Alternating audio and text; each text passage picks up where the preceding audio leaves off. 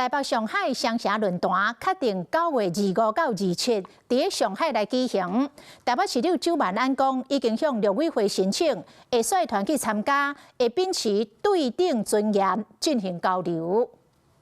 市府确实已经送件，接下来就是依法需要经过中央的审查。正式已经送出申请，2025双城论坛将要登场。台北市长周万安将会亲身率团访问上海，包括着国民党议员吴世清、詹宪营、刘彩辉，也有民众党的议员张志和，以及官员甲随团的记者以时先出发，25由周万安率领组团出发。 参访行程结束后，第2项会请访团食饭，26主论坛登场，访团也会请到登去。这个也将会扩大邀请上海附近、昆山、江苏、浙江等等区域的大商参加，也将会签订2个 MOU 的备忘录。就是塑造两岸和平的氛围啊，很多民众期待两岸是和平发展。当然，期待双城论坛会有多方议题的交流，而因为主要是城市论坛，所以都是以城市治理的议题为主，也很期待双方可以聚焦在民生议题来关注，让双城可以互相学习、互相交流，签署我们的合作备忘录，有请。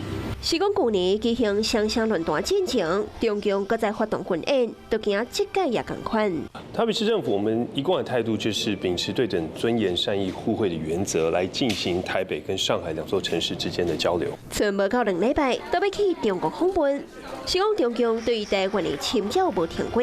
也和本地城市交流更加敏感。 Hello， 我是易景，想要抢先掌握最及时的新闻资讯吗？赶快订阅、按赞、开启小铃铛，锁定华视新闻的 YouTube 频道。